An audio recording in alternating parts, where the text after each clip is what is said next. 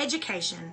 It shapes not only your thoughts, knowledge, and learning processes, but also our values, sense of self, and views on how we integrate within society. We, as pre-service learning teachers, are already coming to understand the different learning processes and philosophies, each adopting the principles we feel would be most effective within our own classrooms. My personal philosophy is that for children to experience the full benefits of education, teachers must focus on the importance of adapting and providing resources that fit each child's needs, understanding that no two children will learn at the same pace or in the same way.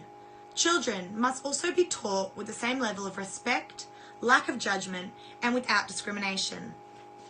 I found the development of my theory was drawn from 1.3 and 1.5 of the Australian Professional Standards for Teachers, that a teacher must know their students and how they learn, differentiating teaching to meet specific needs of the students across a full range of abilities, while also understanding students with linguistic, cultural, religious, and socioeconomic backgrounds different from our own.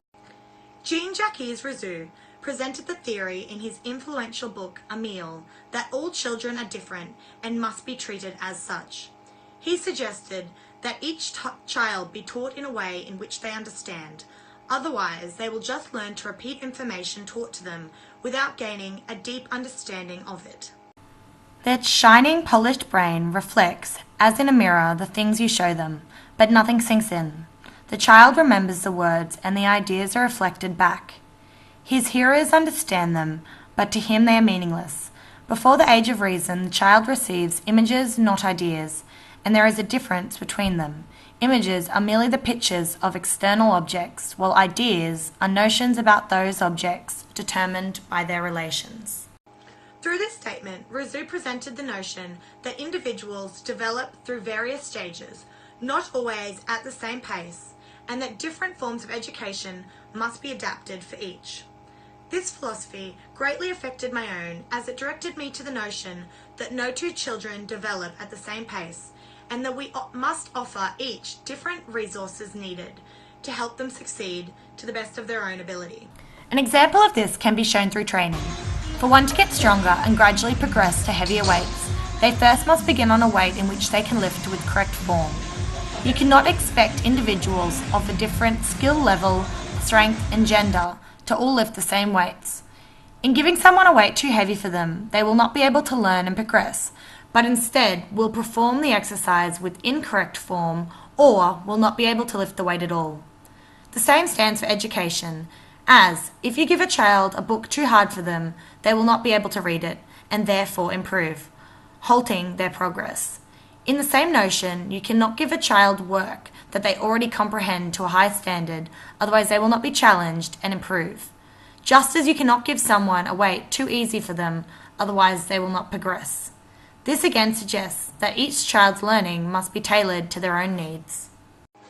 Within my philosophy development, I also focused on Mary Wollstonecraft's views on discrimination within education.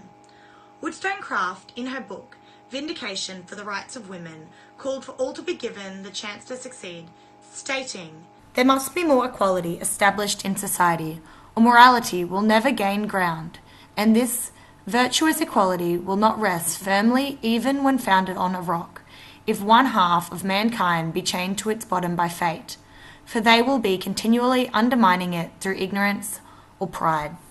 I have adopted Wollstonecraft's words to argue that if all are given the chance to succeed, children are able to excel and in future will greatly improve society. One cannot be judged on their background, race, gender or religion, and all must be seen as equals within the classroom.